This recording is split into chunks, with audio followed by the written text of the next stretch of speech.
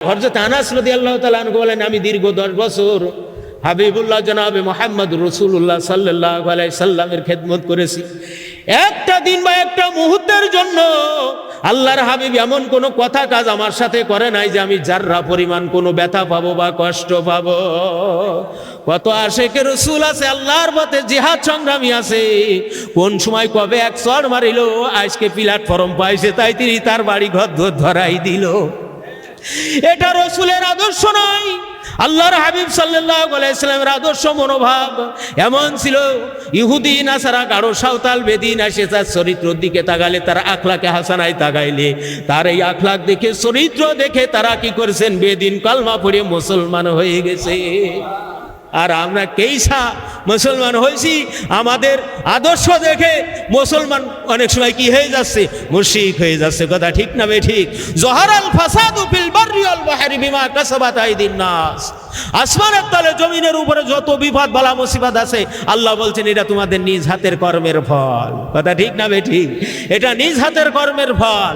আজকে যদি কোনো মানুষ অন্যায় করে, এক আনা আপনার নেটের মাধ্যমে দেখাই দিচ্ছেন 20 আনা 19 আনা তাকে তহমত দেওয়া হয়েছে। আল্লাহর হক নষ্ট করলে আল্লাহ সহ্য করবে, মাফ করবে। বান্দার হক নষ্ট করলে আল্লাহ কি করে না, মাফ করে না। মানুষের সম্মান নিয়ে, মানুষের ইজ্জত নিয়ে, হ্যাঁ, মানুষের গুনাহ নিয়ে, মানুষের সামান্য ক্ষুদ্রতম ভুল নিয়ে আজকে যে সয়লাভ হয়েছে, তাই আমাদের অবস্থা আগামীতে কি হবে আল্লাহই ভালো জানে। কথা ঠিক না বেঠিক? যেহেতু আসমানের তলে জমিনের উপরে গজব কে দেন? আল্লাহ দেন। কোন কারণে? বান্দার রাগান্বিত হয়ে। আর একটা কারণ আছে, ইমানদার ব্যক্তির ইমানের পরীক্ষা নিয়ে। কিন্তু বেশিরভাগ দেখা যায় যে এটা গজব লক্ষণ। ঠিক না বেঠিক? ঠিক না বেঠিক? এই জন্য হুজুর বললেন, আনাস রে, তুমি এমনভাবে সকালে উপনীত হও যাতে তোমার মধ্যে কোনো হিংসা বিদ্বেষ না থাকে। এটা হলো আমার সুন্নাহ। খালি সবুজ পাগড়ি বানলাম, অন্তরের মধ্যে তাসাউফ নাই, এ সুন্নাহ না। জুব্বা গায়ে দিলাম কিন্তু অন্তরের মধ্যে হিংসা আছে, এটা আসলে সুন্নাহ না। রসুল বললেন, হিংসা থেকে বেঁচে থাকো, এটা আমার সুন্নাহ। আর যে আমার সুন্নাহকে আঁকড়ে ধরে, যে এটা শরিয়াতে ফরজ আর এই সুন্নাহ আঁকড়ে ধরবে, রসুলের আদর্শ বাস্তবায়ন করবে, আল্লাহর হাবিব বলেন সে আমার সাথে জান্নাতে যাবে। সুবহান আল্লাহ, সুবহান আল্লাহ।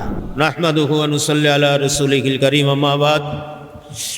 মহান রব্বুল আলামিনের দরবার অন্তর স্থল থেকে শুকরিয়া আদায় করি, জাল্লা জালাল শানু আপনাকে আমাকে মহাব্বত করে আখিরাতের মহামুক্তির জরুরি ইলমের মজলিসে আল্লাহ রাব্বুল আলামিনের পূর্ণাঙ্গ দিন সম্পর্কে কিছু বলবার, শুনবার, শিক্ষা এবং আমল করার তৌফিক আল্লাহ তাআলা দান করছেন। এই জন্য অন্তর স্থল থেকে শুকরিয়া আদায় করি। সবাই বলে আলহামদুলিল্লাহ।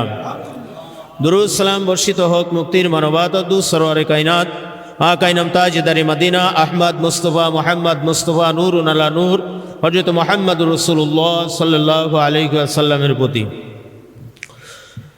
জিকির দুয়ার পরে আপনার সংক্ষিপ্ত সবক আলোচনা হয়েছে। তারপরে আপনার ইলমে কলব, ইলমে তাসাউফের গুরুত্ব সম্পর্কে সংক্ষেপ কিছু আলোচনা করা হয়েছে। তো আপনার লোক সংখ্যা অনেক কম, সংক্ষেপ সময় আলোচনা হবে। গভীর মনোযোগের সাথে শিক্ষা আমলের নিয়তে শ্রবণ করবেন।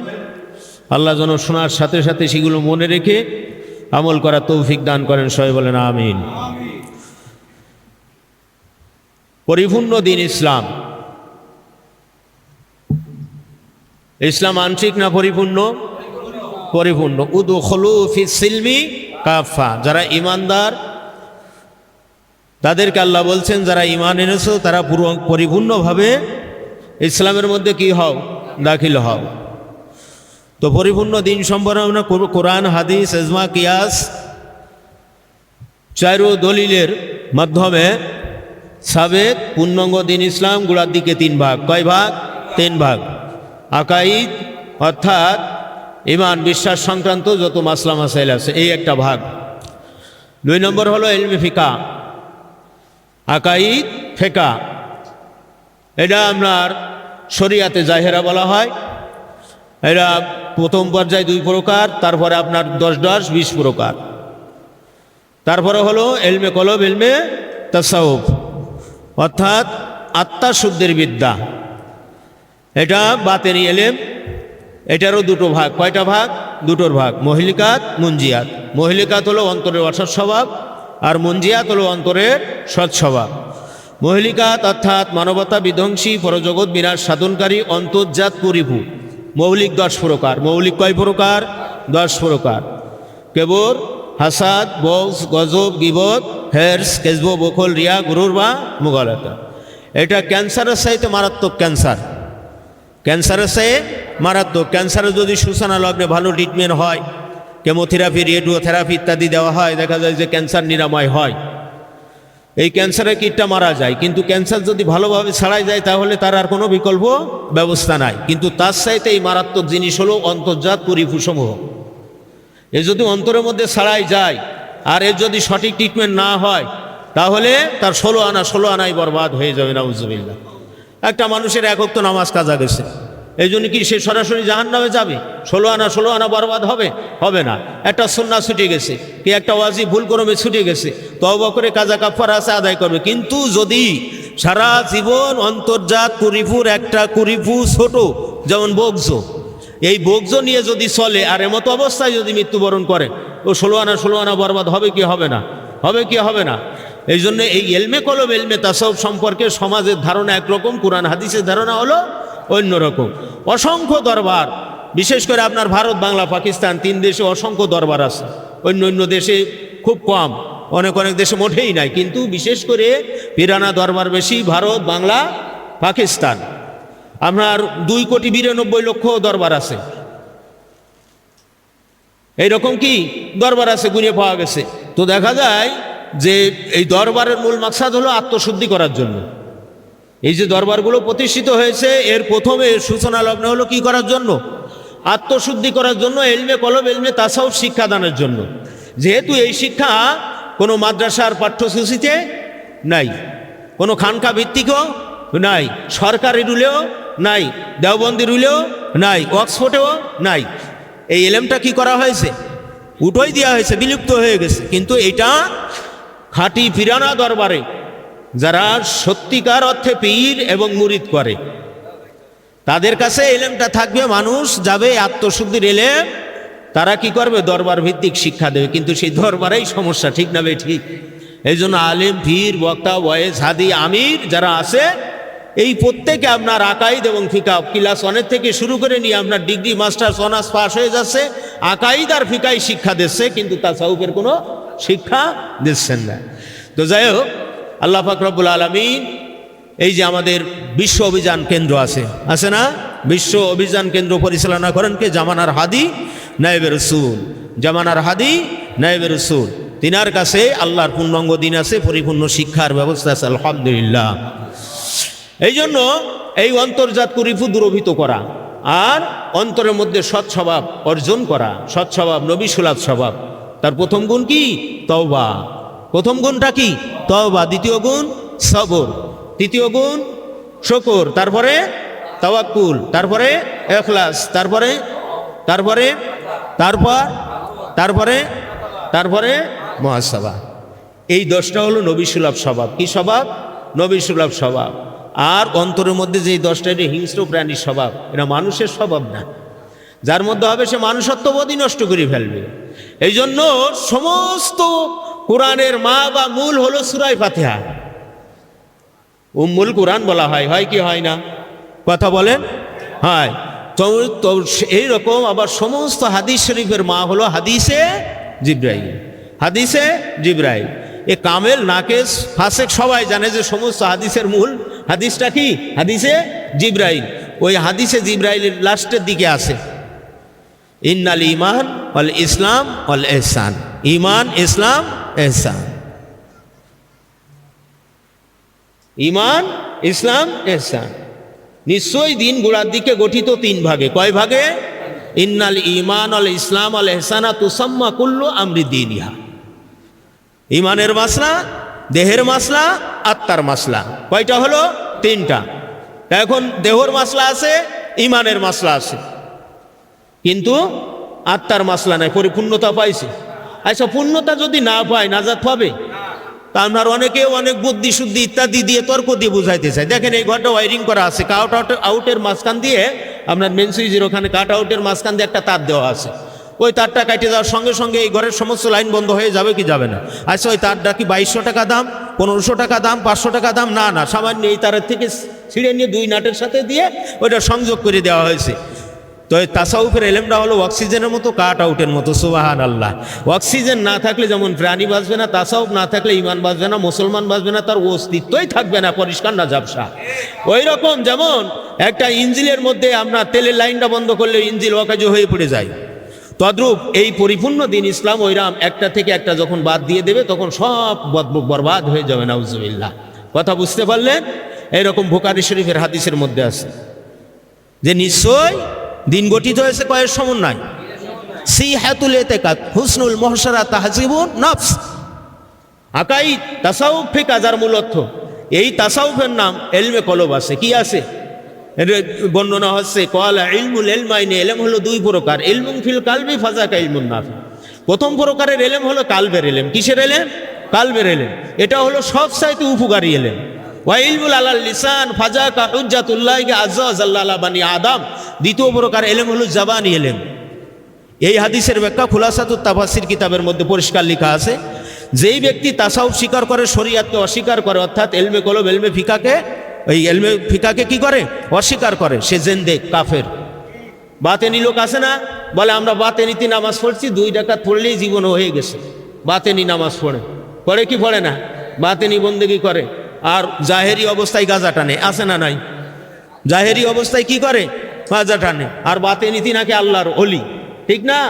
তাহলে এরা ইমাম মালিক রহমতুল্লাহ আলাইহি ফতোয়া দিচ্ছেন যে যারা তাসাউফ বিশ্বাস করে আর জাহেরি ইলমকে অস্বীকার করে, অমাং জান্দাকা, তারা হলো জেন্দেক। এই কি ফতোয়া আমার? হ্যাঁ না, আমার পীর সাহেবের। কার ফতোয়া? ইমাম মালিক রহমতুল্লাহ আলাইহি, আশিকে রাসূল ছিলেন। সুবহানাল্লাহ।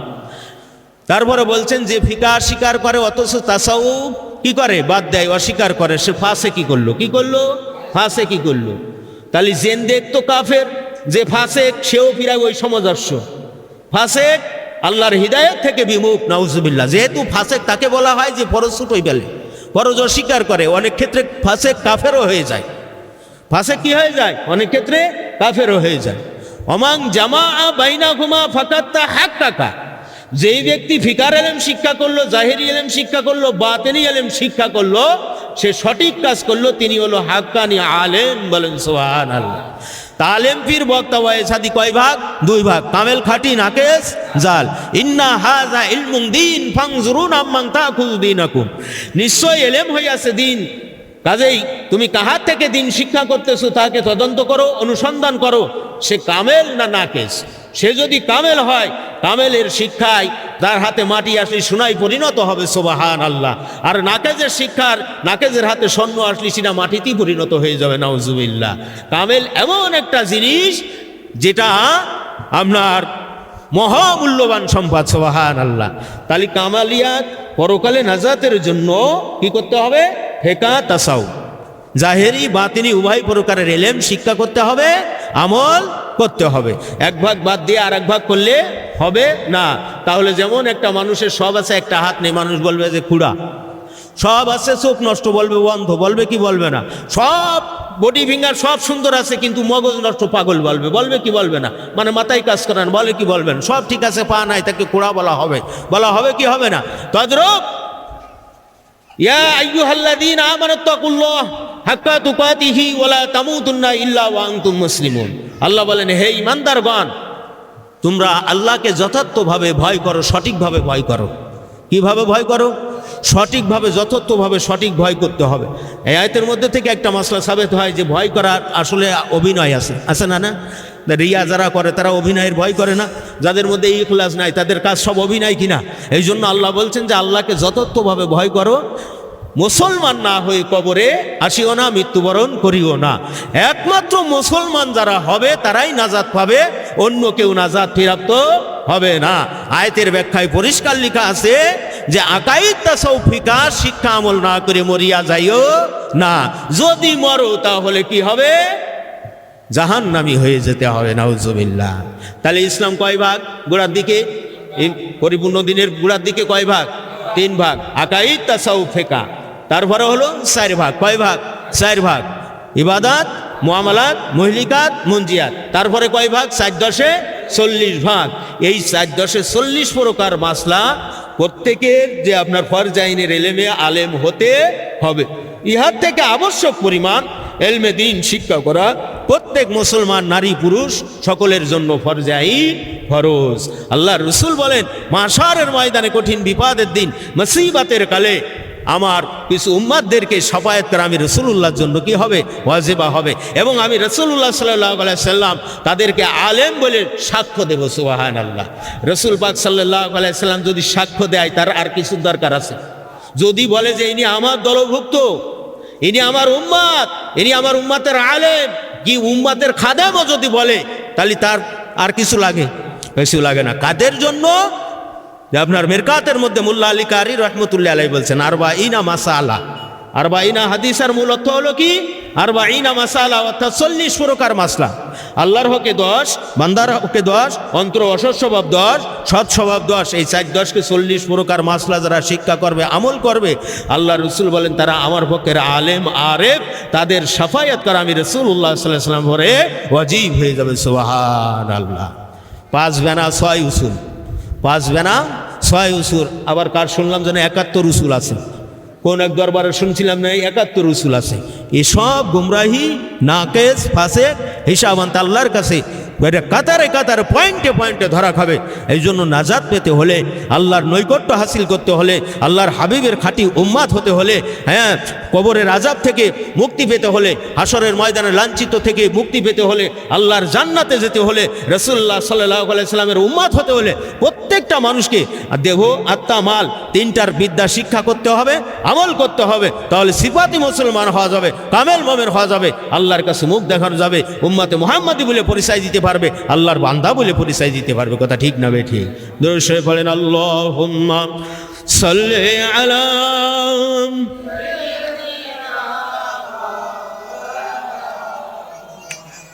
ওয়া আলা আলি সাইয়্যিদিনা।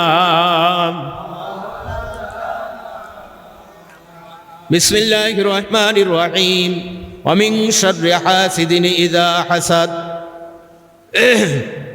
এটা সূরা ফালাক, সবাই জানেন না? শেষের আয়াত।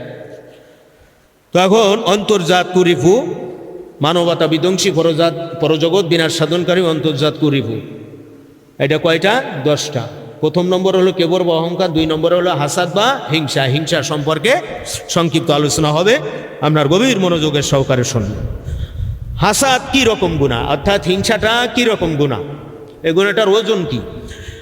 হাসাদ করা কবিরা গুনাহ। এই প্রসঙ্গে আল্লাহ তাআলা কোরআন মাজিদের 30 পারা সূরা ফালাকের মধ্যে বলছেন, ওয়া মিন শাররি হাসিদিন ইযা হাসাদ। আল্লাহ বলেন, হিংসুক যখন হিংসা করে তখন তার ক্ষতি হইতে আশ্রয় প্রার্থনা করো। হিংসুক যখন হিংসা করে তার ক্ষতি হইতে কি করো? আশ্রয় প্রার্থনা করো। কার কাছে আশ্রয় প্রার্থনা করবে? আল্লাহর কাছে আশ্রয়। রাসূল পাক সাল্লাল্লাহু আলাইহি ওয়াসাল্লাম ইরশাদ ফরমান, ইয়াকুম আল হাসাদা ফা ইন্নাল হাসাদা ইয়াকুলুল হাসানাতি কামা তাকুলুন নারুল হাতাব। আল্লাহ রসুল সাল্লাল্লাহু আলাইহি ওয়াসাল্লাম বলেন, তোমরা হাসাদ হইতে অর্থাৎ হিংসা হইতে বাঁচিয়া থাকো, কেননা হিংসা নেক রাশি ভক্ষণ করিয়া ফেলে, যেরূপ অগ্নি কাঠ রাশিকে ধ্বংস করিয়া ফেলে। আল্লাহ রসুল কি বললেন? হিংসা হইতে বাইসে থাকো। এই বাঁচা নফল না ফরজ? এরা ফরজ দায়িত্ব কিনা? এই আদেশ মান্য করা নফল না ফরজ? যেহেতু হিংসা যদি কারোর মধ্যে আসে, তার নেক রাশি, তার নামাজ, রোজা, উজু, গোসল, হজ, যাকাত, মানব সেবা, ধর্ম সেবা, রাষ্ট্র সেবা, যা কিছু আছে সব কি হয়ে যাবে? আগুনের মধ্যে যেমন লাকড়ি দিলে লাকড়ি ছাই হয়ে যায়, তার আমল সব এরকম ছাই হয়ে যাবে। নাউজুবিল্লাহ। দেশে বন্যা চলতেছে না?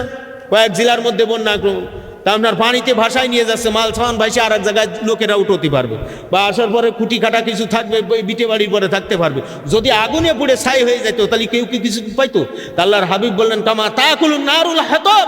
হিংসা কুরিবু যদি অন্তরের মধ্যে বসবাস করে, তাহলে তোমাদের নেক রাশি একেবারে কি হয়ে যাবে? আগুনে পুড়ে ভস্ম হয়ে যাবে, ছাই হয়ে যাবে, তার কোনো মূল্যই থাকবে না। হাসাদ বা গ্রেফতার মধ্যে পার্থক্য কি? হাসাদ কাহাকে বলে এবং গ্রেফতার কাহাকে বলে? পারস্পরিক কাতরতাকে হিংসা বলে। পারস্পরিক কাতরতাকে হিংসা বলে। অর্থাৎ কাহারোর উন্নতি বা ভালো অবস্থা দেখে মনে মনে এই কামনা করা যা তার এই উন্নতি এই ভালো অবস্থা না থাকুক। অর্থাৎ আল্লাহ তাআলা তার শান সিফাত, তার মান শান, অর্থ সম্পদ ইত্যাদি আল্লাহ তাআলা উপরের দিকে উঠেছে, তাকে বুলন্দ করতেছেন তার মর্যাদা, আর বান্দা হয়ে তার উপর থেকে নিচের দিকে টানার চেষ্টা করতেছে। এইটাই হলো হাসাদ, পারস্পরিক কাতরতা। অন্তর অসহ্য ভাব হয় যে মানুষের ভালো অবস্থা হচ্ছে, হ্যাঁ, তখন কি হয়, সেটা ধ্বংসের কামনা করে। আচ্ছা, ভালো মন্দর মালিক কে? আল্লাহ। এখন বান্দা হয়ে যদি আল্লাহর বিধানে পরে নারাজি প্রকাশ করা হয়, তা আমরা সমস্যা না? তাই এই রোগই তো জানে না ট্রিটমেন্ট হবে কিভাবে। তাহলে পারস্পরিক কাতরতাকে কি করে? হাসাদ বলে। পারস্পরিক কাতরতাকে কাহারোর উন্নতি বা ভালো অবস্থা দেখিয়া মনে মনে এই কামনা করা তার এই উন্নতি ভালো অবস্থা না থাকুক। তো অন্তরের মধ্যে দুই প্রকার হালত পয়দা হয়, একটা হলো হাসাদ আর একটা হলো গেফতা। গেফতা কাকে বলে? গেফতা হলো যে আর যদি ভালো অবস্থা দেখিয়া মনে মনে এই কামনা করে যে আমারও এইরূপ অবস্থা ভালো হোক, আমারও এইরূপ অবস্থা কি হোক, ভালো, আমার মানসান হোক, আমিও ইবাদত বন্দেগীতে ভালো হই, আমিও আমল আখলাকে ভালো হই, কথা কাজে ভালো হই, সব দিকে ভালো হয়, তাহলে এটা কি বলা হয়? গেফতা বলা হয়। তো গেফতা কি? যে নিয়ামত দর্শনে গেফতা আসছে। কোন নিয়ামতের জন্য গেফতা আসছে? যদি উক্ত নিয়ামত দিনই হয় এবং হাসিল করা ওয়াজিব হয়, যেমন নামাজ, ইমান, হ্যাঁ, জাকাত ইত্যাদি, তবে গ্রেপ্তার করা কি হবে? ওয়াজিব পর্যায়ের হবে। যেই জিনিসটার জন্য করবেন সেইটা যে মাপের আছে সেই মাপেরই আপনার হবে। আর তার বাইরে যদি করেন, যেমন নিয়ামত নফল, হ্যাঁ, আপনার দুনিয়াবি নিয়ামতের জন্য যদি গ্রেপ্তার করেন তাহলে নফল হবে, তবে গ্রেপ্তার করা মুস্তাহাব হবে। আর যদি উক্ত নিয়ামত দুনিয়াবি হয় তবে গ্রেপ্তার করা মুবাহ বা হালাল ইত্যাদি হবে। কথা ঠিক না বেঠিক? তাহলে অন্তরে দুটো হালত আছে, ওই একসাথে আসে। একটা হলো গেফতা আর একটা হলো হাসাদ। হাসাদে ধ্বংস করে দেয়, গেফতায় বুলন্দ করে দেন। সুবহানাল্লাহ। হাসাদে কি করে? নেক রাশি ধ্বংস করে দেয়, আর গেফতা করার কারণে নেক রাশি আরো বৃদ্ধি পায়। সুবহানাল্লাহ, সুবহানাল্লাহ। হাসাদ করা কি? হাসাদ করা কি? হাসাদ বা হিংসা করা সাফ হারাম। হাসাদ বা হিংসা করা কি? হারাম। এটা কি? হারাম। তবে প্রকাশ থাকে যে গোমরা পীর, গোমরা আলেম, যে নিয়ামত দ্বারা গুমরাহি কাজ বিস্তার করে, উক্ত নিয়ামত ধ্বংসর কামনা করা জায়েজ, এবং ফাসেক লোকেরা যে নিয়ামত দ্বারা বেসরা কাজ বিস্তার করে উহাতে হাসাদ করাও কি জায়েজ আছে। গোমরা পীর বলছেন জিকির করো বাবা। কি করো? জিকির করো। তা জিকির আল্লাহ ফাযকুরুনি আযকুরুকুম, আল্লাহ বলছেন বান্দা আমাকে স্মরণ করো, আমি তোমাকে স্মরণ করো, বলছেন না। তাফসীরের মধ্যে পরিষ্কার আছে ফাযকুরুনি আযকুরুকুম, আমরা যে আল্লাহকে স্মরণ করব কিয়ামা ওয়া কুউদা ওয়া আলা যুনুবিহি ওয়া ইয়াতাফাক্কারুনা ফি খালকিস সামাওয়াতি ওয়াল আরদ, দাঁড়াইয়া বসিয়া শুইয়া সর্ব অবস্থায় আল্লাহকে স্মরণ করা, এটা হলো জিক্রে আমলি। এখানে আল্লাহর হুকুম আছে কি? রাসূল পাক সাল্লাল্লাহু আলাইহি ওয়াসাল্লাম কোন তরিকায় করছেন? সর্ব অবস্থায় জিকির জারি হয়ে গেছে। সুবহানাল্লাহ। এবং এই জিকির যখন বান্দা করবে, আল্লাহ পাক রব্বুল আলামিন ফাযকুরুনি আযকুরুকুম, আমি বান্দাকে স্মরণ করব, অর্থাৎ আমি আল্লাহ বান্দাকে মাফ করব। সুবহানাল্লাহ। বান্দাকে কি করে দেব? মাফ করে দেব। ক্ষমাযোগ্য গুনাহগুলো কি করব? ক্ষমা করব। বান্দা যখন তাওবা করবে আমি আল্লাহ তার গুনাহকে মাফ করব। আর আপনি তাই বাদ দিয়ে সকাল সন্ধ্যা খালি জিকিরই করতেছেন, দরবারের মধ্যে কোনো এলেমের খোঁজ নাই। সকাল সন্ধ্যা খালি জিকিরই করতেছেন, দরবারের মধ্যে কি নাই? এলেম নাই। সব নফল আমলগুলো বাতাচ্ছেন, অথচ অসংখ্য ফরজ, হিংসা থেকে বেঁচে থাকা ফরজ, হিংসার এলেম শিক্ষা করা ফরজ, গ্রেপ্তার আপনার কি গজবের এলেম শিক্ষা করা ফরজ, এই সম্পর্কে আপনি জানেন না। তা আপনি জিকির আর দাঁড়াই পড়ে সালাম দিয়ে আপনি কি করলেন? আপনি তো রসুলের বাস্তব আদর্শ বাস্তবায়ন করলেন না। কথা ঠিক না বেঠিক? তাহলে ওটা ঘৃণিত না আপনার প্রশংসনীয়? ওটা ঘৃণিত। অর্থাৎ নাকেস ফাসেক, যে সমস্ত বেসরা কাজের দ্বারা এই ফাসেককে বিস্তারিত করতেছে সেটা ধ্বংস কামনা করা ইমানদারের কর্তব্য, দায়িত্ব। কথা ঠিক না বেঠিক? কিন্তু পারস্পরিক কাতরতা অর্থাৎ ভালো অবস্থা, ভালো জিনিস দেখে সেটার দ্বারা হিংসা করা যাবে না। এই হিংসা আসে তার কারণ কয়টা? 7টা। তাসাউফের এলেম, তাসাউফের এলেম ইজালাতুহা ফারজুন আইনুন, প্রত্যেকটা মানুষের জন্য শিক্ষা করা ফরজে আইন। ওয়ালা ইমকিনু, কোশ্চিনকালে সম্ভব হবে না। ওয়ালা ইমকিনু ইল্লা বিমারিফাতি হুদুদিহা ওয়া আসবাবিহা ওয়া আলামাতিহা ওয়া ইলাজিহা। প্রত্যেকটা রাজাইল অর্থাৎ অন্তরের অসৎ স্বভাব, প্রত্যেকটা ফাজাইল অন্তরের সৎ স্বভাব, 4 ধারা এলেম শিক্ষা করতে হবে। কয় ধারায়? 4 ধারা এলেম শিক্ষা করতে হবে। আপনার তারিফ অর্থাৎ পরিচয়, তারিফ মানে কি? পরিচয়। আসবাব মানে সবব বা কারণ, আলামত মানে লক্ষণাদি, এলাজ মানে চিকিৎসা। তা আমরা হাসাদের পরিচয় পেলেন, পরিচয় অর্থাৎ তারিফ পাইছেন এই আসবাব ওয়া আসবাবিহা। হিংসা আসে 7 কারণে। কয় কারণে? জোরে বলেন, কয় কারণে? অহংকার আসে কয় কারণে?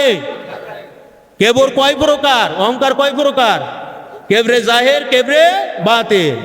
কেবরে জাহের আল্লাহর আদেশ এবং নিষেধ বিনা প্রতিবাদে মানিয়া না লওয়া, এটা হলো কেবরে জাহের। অন্যকে অবজ্ঞা বা হেকারতের চোখে দর্শন করাকে কি বলে? বাতেনি কেবর। অন্তরে খুশির একটা হালত পয়দা হয়, বলে এ জানে কি, এ বোঝে কি, এ করে কি, এর চাইতে আমি ভালো, বলে কি বলে না? অন্তরের মধ্যে বাতাস বয়ে যায়, এ খবর রাখেন কে? আল্লাহ। তাহলে হুজুর বললেন লা ইয়াদখুলুল জান্নাতা মান কানা ফি কলবি মিসকালা যাররাতিন মিন কিবর। যার অন্তরের মধ্যে যাররা পরিমাণ কেবর আছে, অহংকার আছে, হিসাব আনতে জান্নাতে যাবে না। তাহলে সমস্যা আছে না নাই? আছে না? তাহলে কেবরও আসে 7 কারণে, হিংসাও আসে 7 কারণে। তাহলে প্রথম কারণ, হিংসার প্রথম কারণ কি? আদওয়াত অর্থাৎ শত্রুতার কারণে। কিসের কারণে? শত্রুতার কারণে অন্তরে হাসাদ পয়দা হয়ে থাকে। মানুষের সাথে মানুষের শত্রুতা হয় কি হয় না? যখন শত্রুতা হয় তখন তার ধ্বংসের কামনা করে। এই আদওয়াত অর্থাৎ শত্রুতার কারণে সে কি করে? মরপিণ্ড উঠে পড়ে তার পাশে লেগে যায়, কিভাবে তাকে ধ্বংস করা যায়। তো এটা কি কোনো ভালো মানুষের আখলাক হতে পারে? কোনো ইমানদারের আখলাক হতে পারে? একজন নবী প্রেমিকের আখলাক হতে পারে? একজন আদর্শবান উম্মাতের আখলাক হতে পারে না? তাহলে এইগুলো জানেন না, শিখবেন না, প্রচার করবেন না, প্রসার করবেন না, আমল করবেন না, আমি উম্মাতে মোহাম্মদী দাবি করে, এ তো আহাম্মক কত নম্বর হতে পারে, ঠিক না? আদওয়াত। তারপরে হলো সমশ্রেণীর লোকে উন্নতি দর্শনে অন্তরে হাসাদ পয়দা হয়ে থাকে। সমশ্রেণীর লোকে একই সাথে বসে, একই বাজারে চলে, একই কায়দায় চলে, একই শিক্ষায় থাকে, কিন্তু তার উন্নতি হচ্ছে।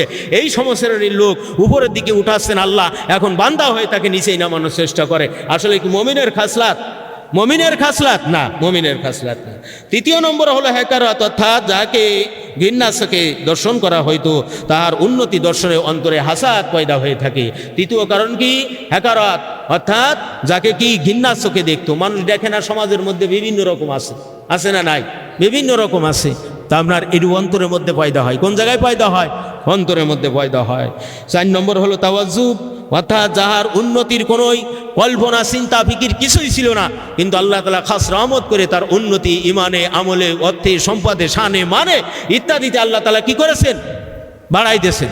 এখন এই কি বলে যে এই অমুক এই কাজ করেছে, তাজ্জব ব্যাপার যে বাঙালি তো ইংরেজি, আরবি, ফার্সি, উর্দু, তেরসি, কুরসি, সুরিয়ানি, ইব্রানি সব ভাষায় বলে, ঠিক না বেঠিক? হ্যাঁ, সোজা বাংলায় সব বলে ফেলে, বলে তাজ্জব ব্যাপার, এই কাজ অমুকের দ্বারা হয়েছে, বলে কি বলে না? বলে কি বলে না? বলে তাওয়াজ্জুব, অর্থাৎ যাহার উন্নতির কোনো কল্পনা ছিল না, কিন্তু আল্লাহ তাআলা কি করছেন? কল্পনা নাই, আল্লাহ বানায় দিতে পারে কি পারে না? পারে কি পারে না? তখন কি করে? ওই যে তার সেই উন্নতি থেকে তাকে নিম্নগামী করার জন্য, তাকে ধ্বংস করার জন্য, তাকে ক্ষতি করার জন্য মরণপন্ন হয়ে তার পাশে লাগিয়ে যায়। এটা অন্তর্জাত কুরিপু। এই কুরিপুর তাড়নায়, কুত্তা স্বভাবের তাড়নায় তার যে সমস্ত নেকরাশি ধ্বংস হয়ে যাচ্ছে, এই খবর সে রাখে না, এই খবর সে রাখতেছে না। এই জন্য হাজারো আলেম, হাজারো পীরানা দরবার, হাজারো আল্লাহর রাস্তায় জিহাদকারী সংগ্রামের আল্লাহর কাছে কাইমনা বাক্যে প্রার্থনা করতেছেন। যার মধ্যে রিয়া আছে, হ্যাঁ, যার মধ্যে হিংসা আছে, তৃতীয় চতুর্থ আসমানে তার দোয়া আল্লাহ কি করতেছেন না? উঠাচ্ছেন না। দোয়া উঠতেছে না, আপনার জায়গায় পৌঁছাচ্ছে না, তাহলে কবুল হবে কিভাবে? কথা ঠিক না বে ঠিক? ঠিক না বে ঠিক? 6 নম্বর হলো মকসুদ ফৌত হওয়ার ভয় হইলে। মকসুদ, অনেক রকমের মকসুদ থাকে, কার কোন মকসুদ আছে সেই জানে, আল্লাহ জানে, ঠিক না বে ঠিক? কিন্তু আলামত লক্ষণে অনেক সময় কিছুটা বোঝা যায়। এই মকসুদ ফৌত হওয়ার ভয় হইলে, যেখান থেকে মকসুদ ফৌত হচ্ছে সেই জায়গায় আপনার ধ্বংসের কামনা করা শুরু করে দেই কি দেই না? যে ব্যক্তি আল্লাহর পথযাত্রী, আল্লাহর কাছে বান্দা বলে পরিচয় দেবে, রাসূলুল্লাহর উম্মত বলবে, সে তো ওই মকসুদের আশায় আর একজনের ধ্বংসের কামনা করতে পারে না, আর একজনের ধ্বংসের কামনা করতে পারে না। 6 নম্বর হলো মোহাব্বতের রিয়াসতের জন্য অন্তরে হাসাদ পয়দা হয়ে থাকে। মোহাব্বতের কারণে, মোহাব্বতের রিয়াসত, মোহাব্বতের মধ্যে ছুটকা ফাটকা সমস্যা ইত্যাদি শুরু হলে কি হয়? আপনার হাসাদ পয়দা হয়ে যায়। যদি কারোর সাথে মোহাব্বতের রিয়াসত হয়, তাহলে আলোচনা সাপেক্ষে আপনার যার মনের কথা তাকে বলতে হবে যে ভাই এই না, এইটা আমার কাছে কীরকম লাগতেছে, হ্যাঁ, উস্তাদের মধ্যে ছাত্রের মধ্যে হলে উস্তাদ ছাত্র সমালোচনা আপনার কি সমঝোতা করে নেবে, ভাইদের মধ্যে হলে ভাইরা সমঝোতা করে নেবে, সমাজের মধ্যে হলে সমাজের মধ্যে সমঝোতা করে নেবে, মসজিদ নিয়ে হলে মসজিদে বসে সেটার একটা ফায়সালা করে নেবে। এই মহাব্বতের রিয়াসত, হ্যাঁ, এটা যদি অন্তরের মধ্যে থেকে আর একজনের যদি ধ্বংসের কামনা করা হয়, গেবত শেকায়েত করা হয়, তাহলে আপনার ক্ষতিগ্রস্ত হবেন কি হবেন না? হবেন কি হবেন না? আচ্ছা, কারোর পরে হিংসা করছেন, সে আল্লাহর রাস্তায় ক্ষমা করছেন, আপনি তারপরে করেই যাচ্ছেন, সে তো ডবল সওয়াব পালে, আর আপনার নেক রাশি সব ধ্বংস হয়ে গেল। আল্লাহ তার সম্মান উপর কি করলেন? বুলন্দ করে দিলেন, আর আপনার সম্মান নিয়ে একেবারে নিম্ন পর্যায়ে ফেলে দিলেন। তাহলে পাগল তো আপন ভালো পাগলেও বোঝে, ঠিক না বে ঠিক? ঠিক না বে ঠিক? তাহলে এটা করা যাবে না, যেহেতু এটা অন্তর্জাত কুরিফু, এর থেকে হেফাজত থাকতে হবে। এটা কি অন্তর্জাত কুরিফু, মানবতা বিধ্বংস করে দেবে, একেবারে ধ্বংস হয়ে যাবে। সপ্তম হলো খবস ও বকুল নফসের কারণে অন্তরে হাসাদ পয়দা হয়ে থাকে। খবিস আত্মার লোক, খবিস আত্মার লোক নিজে দান করে না, কিন্তু আর একজন দান করে, আর একজন বড় দানকারী হয়ে গেছে, বলে কি বলে না, আর একজন দান করতেছে, কিন্তু এর অন্তরে জ্বালাপোড়া ভাব আছে, অর্থাৎ নিকৃষ্ট মনোভাবের লোক। নিকৃষ্ট বলে, তুই এত খবিস কেন রে, বলে কি বলে না। আর খবিস নিকৃষ্টতম আত্মা, অর্থাৎ হিংস্র ভাব দিয়ে সবসময়ের জন্য থাকে। আর একজনের ভালো কথা, ভালো কাজ, ভালো প্রশংসনীয় হলে তার অন্তরের মধ্যে জ্বালাপোড়া হয়। সে করতেছে না, করতেছে আর একজন, বা তার সম্মান বাড়াচ্ছেন আর একজন, বা আল্লাহ বাড়াচ্ছেন, এবং সে দান সৎকা, মানব সেবা, ধর্ম সেবা করতে বলছে, হ্যাঁ এত করে, হ্যান ত্যান ইত্যাদি। এই অন্তরের মধ্যে একটা ভাব আসে। এই যতই প্রকারের মোমেন দাবি করুক না কেন, ওই আল্লাহ রসুল বলছেন যে অন্তর্জাত কুরিফু, ওই হাসাদ যদি থাকে, কামা তাকুলুন নারুল হাতাব, হিসাব আনতে সব কি হবে? ছাই হবে, অর্থাৎ পরকালে জাহান্নাম ভোগ করা লাগবে, নাউজুবিল্লাহ। তাহলে সপ্তম কারণ হলো খবস ও বখিল নফসের কারণে। খবস ও বখিল নফসের কারণে কি হয়? অন্তরে হাসাদ পয়দা হয়ে থাকে। দুরূদ শরীফ পড়েন, আল্লাহুম্মা সাল্লি আলা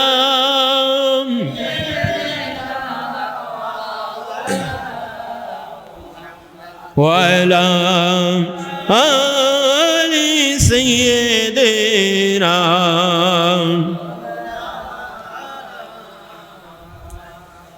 হযরত আনাস রাদিয়াল্লাহু তাআলা আনহু খাদেমুর রাসূল উপাধি ছিল, সুবহানাল্লাহ।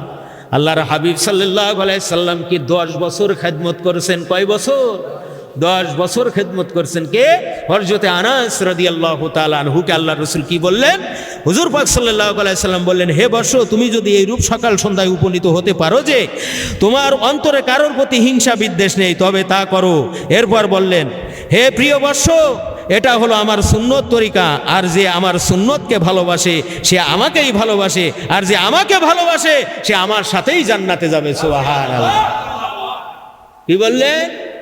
আনাস রাদিয়াল্লাহু তাআলা আনহু, হযরত আনাস রাদিয়াল্লাহু তাআলা আনহু বলেন, আমি দীর্ঘ 10 বছর হাবিবুল্লাহ জনাবে মুহাম্মদ রাসূলুল্লাহ সাল্লাল্লাহু আলাইহি সাল্লামের খেদমত করেছি। একটা দিন বা একটা মুহূর্তের জন্য আল্লাহর হাবিব এমন কোনো কথা কাজ আমার সাথে করে নাই যে আমি যাররা পরিমাণ কোনো ব্যথা পাবো বা কষ্ট পাবো। কত আশেকে রাসূল আছে, আল্লাহর পথে জিহাদ সংগ্রামী আছে, কোন সময় কবে এক চড় মারিল, আজকে প্ল্যাটফর্ম পাইছে তাই তিনি তার বাড়ি ঘর ধরাই দিল। এটা রাসূলের আদর্শ নয়, আল্লাহর হাবিব সাল্লাল্লাহু আলাইহি সাল্লামের আদর্শ মনোভাব এমন ছিল।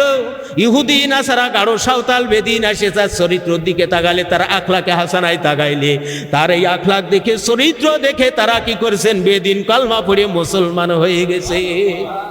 আর আমরা কেইসা মুসলমান হয়েছি, আমাদের আদর্শ দেখে মুসলমান অনেক সময় কি হয়ে যাচ্ছে? মুশরিক হয়ে যাচ্ছে। কথা ঠিক না বে ঠিক? জহারাল ফাসাদু ফিল বাররি ওয়াল বাহরি বিমা কাসাবাত আইদিন নাস। আসমানের তলে জমিনের উপরে যত বিপদ বালা মুসিবত আছে, আল্লাহ বলছেন এটা তোমাদের নিজ হাতের কর্মের ফল। কথা ঠিক না বে ঠিক? এটা নিজ হাতের কর্মের ফল। আজকে যদি কোনো মানুষ অন্যায় করে, একানা আপনার নেটের মাধ্যমে দেখাই দিচ্ছেন 20 আনা 19 আনা তাকে তোহমাত দেওয়া হয়েছে। আল্লাহর হক নষ্ট করলে আল্লাহ সহ্য করবে, মাফ করবে। বান্দার হক নষ্ট করলে আল্লাহ কি করে না? মাফ করে না। মানুষের সম্মান নিয়ে, মানুষের ইজ্জত নিয়ে, হ্যাঁ, মানুষের গুনাহ নিয়ে, মানুষের সামান্য ক্ষুদ্রতম ভুল নিয়ে আজকে যে সয়লাভ হয়েছে, তাই আমাদের অবস্থা আগামীতে কি হবে আল্লাহই ভালো জানে। কথা ঠিক না বে ঠিক? যেহেতু আসমানের তলে জমিনের উপরে গজব কে দেন? আল্লাহ দেন। কোন কারণে? বান্দার রাগান্বিত হয়ে। আর একটা কারণ আছে, ইমানদার ব্যক্তির ইমানের পরীক্ষা নিয়ে। কিন্তু বেশিরভাগ দেখা যায় যে এটা গজব লক্ষণ। ঠিক না বে ঠিক? ঠিক না বেঠিক? এই জন্য হুজুর বললেন, আনাস রে, তুমি এমনভাবে সকালে উপনীত হও যাতে তোমার মধ্যে কোনো হিংসা বিদ্বেষ না থাকে। এটা হলো আমার সুন্নাহ।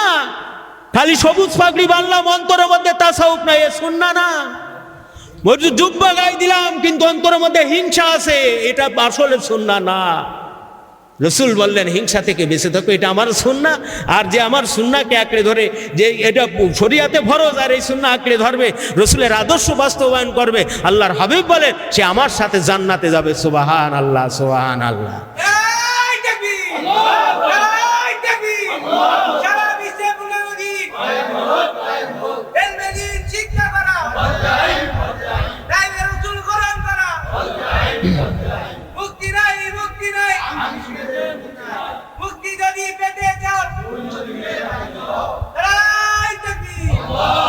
তাহলে হিংসা আসে কয় কারণে? 7 কারণে। আদওয়াত, সমশ্রেণীর লোকের উন্নতি, হেকারত, তাওয়াজ্জুব, মকসুদ হোক, আপনার মোহাব্বতের রিয়াসতের জন্য, খোবস ও বখল নফসের কারণে। কয় কারণে আসে? 7 কারণে। হিংসা আসে কয় কারণে? 7 কারণে। এবার হিংসার আলামত কি? হিংসায় ধরা করেছে কি না তার আলামত বা লক্ষণ কি? আপনার হিংসার আলামত হলো ঝগড়া, কলহ, দলাদলি, সব হলো হিংসার আলামত। হয় ঝগড়া বাঁধাবে, দলাদলি সৃষ্টি হবে, কলহ গ্যাঞ্জাম বাঁধবে, তাহলে বুঝতে পারবেন যে হিংসায় কি করছেন? আক্রমণ করেছে। হিংসায় কি করেছে? গ্রেফতার হয়ে গেছে। তাহলে ঝগড়া ঝগড়ি, দলাদলি, কলহ গ্যাঞ্জাম সব কিসের আলামত? হিংসার আলামত। ঝগড়া ঝগড়ি, দলাদলি, কলহ গ্যাঞ্জাম কিসের আলামত? হিংসার আলামত।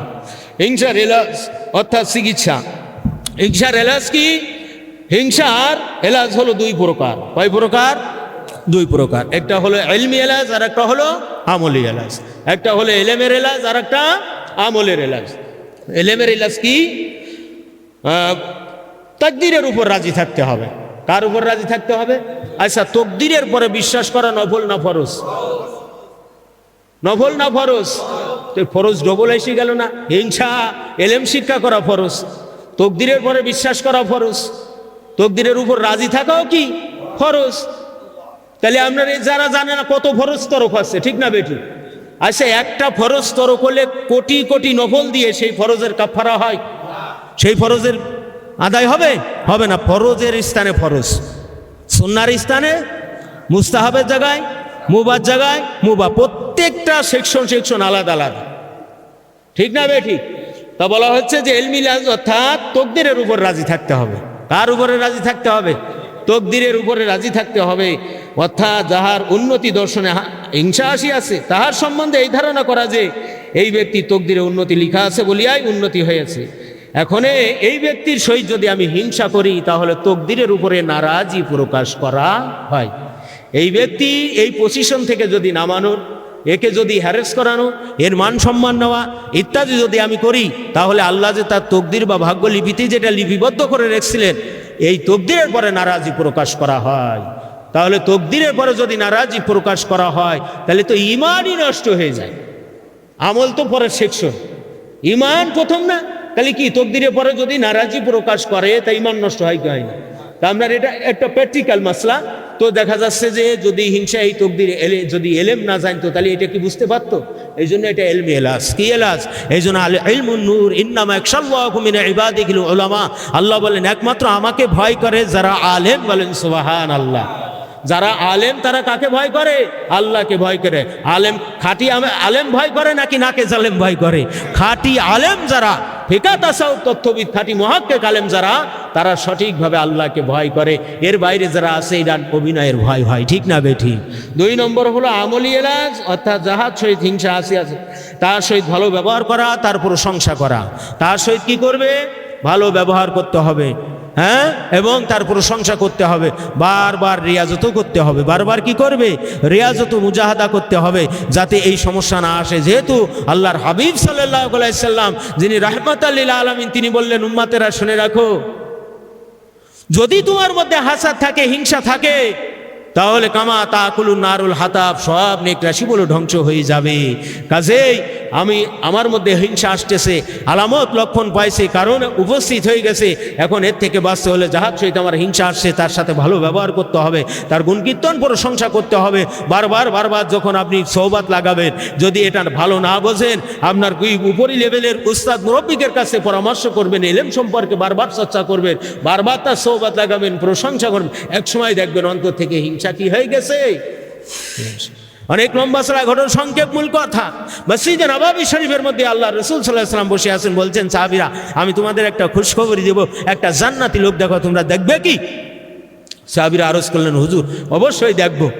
তাহলে এখনই প্রবেশ করবে। দেখলেন যে আনসার গোত্রের এক লোক মসজিদের মধ্যে প্রবেশ করতেছেন, জুতাটা এরকম ঝুলাই নিয়ে, মুখে দাড়ি থেকে পানি টপটপায় পড়তেছেন। সুবহানাল্লাহ। হুজুর বললেন, এই লোকটা জান্নাতি। সুবহানাল্লাহ। কে বলছেন?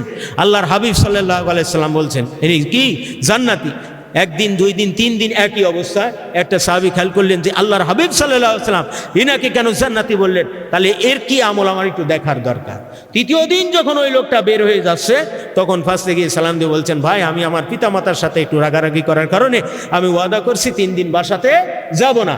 তা আপনি যদি আপনার বাসায় আমাকে একটু 3 দিনের জন্য আশ্রয় দিতেন বা মেহমান হিসেবে কবুল করতেন, তাহলে হ্যাঁ চলেন, আলহামদুলিল্লাহ, কোনো সমস্যা নাই। তো এই লোকটা 1 দিন, 2 দিন, 3 দিন একই অবস্থা। দেখলেন যে লোকটা কি আমল করে, লোকটা কি আমল করে। আমাদের সমাজে আমলের তো বহু রূপরেখা আছে। ঘাড় বুঝে বসে থাকা, হাতের মধ্যে তসবিহ গল্প পড়ে, তারপর তসবির দানা হয়, তাহাজ্জুদের গুজারিশ গল্প শোনা হয়, হ্যাঁ, হজ উমরার গল্প শোনা হয়, মুখে সুরমা দিয়ার গল্প শোনা হয়, কত দামি আতর কে এরকম মাকে, এগুলো বিভিন্ন গল্প, আমলের গল্প শোনা হয়। রাত্রি তাহাজ্জুদ পড়ে, কোরআন শরীফ এত পড়ি ইত্যাদি, এরকম বিভিন্ন গল্প হয় কি হয় না? আসলে আমলের গায়ে কি বাতাস লাগে? লাগে না। সাহাবী গেলেন আর এক সাহাবীর আমলের রূপরেখা দেখতে, যে কি আমল সে করে। তা দেখেন রাত্রিতে যখন জাগ্রত হয়, তখন দেখে যে ওই সাহাবী ওই ডানি বাই যায়, আল্লাহ জিকির করে, আল্লাহর প্রশংসা করে, ইস্তেগফার পাঠ করে, এইরকম দেখে। কিন্তু রাত্রিতে নামাজও পড়ে না, জিকিরও করে না, কোরআন তিলাওয়াতও করে না, অতিরিক্ত দান সৎকাও দিনে মানে দেখেন। এইভাবে 3 দিন দেখলেন একই রকমের আমল। 3য় দিন বলছেন, ভাই আপনার কাছ থেকে বিদায় নিচ্ছি। তা আমরা সত্য কথা, মানে সঠিক কথাটা হলো এই, আমার পিতা মাতার সাথে কোনো ঝগড়া না, আমি আপনার আমলের রূপরেখা দেখার জন্য আপনার বাসাতে কি করলাম, অবস্থান করলাম। যেহেতু আল্লাহর হাবিব সাল্লাল্লাহু আলাইহি ওয়াসাল্লাম বলছেন আপনি জান্নাতি মানুষটা কি আমল করেন এইটা দেখতে আসছিলেন। এই কথা বলে লোকটা বিদায় নিয়েছে। এর মধ্যে ওই লোকটা বলে, যায় দাঁড়ান, আমি যেইগুলোই আপনি দেখেছেন ওর চাই বেশি আমি কিছু করি, ওর চাইতে বেশি কিছু করি না। যেটাই দেখেছেন এইটাই হক দেখেছেন। তবে আমি মানুষের প্রতি হিংসা, কারোর ভালো অবস্থা দেখে আমার অন্তরে অসহ্য ভাব হয় না, কারোর উন্নতি কল্পে আমি টাইনে নিচেও লাভ হয় না। আমি এই হিংসা থেকে বেঁচে থাকি। তাহলে এই হাদিসের সারমর্ম মূল কথা হলো, হিংসা এত মারাত্মক একটা জিনিস, এর থেকে যদি বেঁচে থাকতে পারেন, এহকালে ধন্য হবেন, পরকালে কি পাবেন? মহামুক্তি, আল্লাহ দিদার, বেহেশত উদ্যান পাবে। এহকালে যদি ঝগড়া বাঁধান, দলাদলি করেন, এক দল যখন ক্ষমতায় আসে আর এক দলে ঝেলে ওঠে না।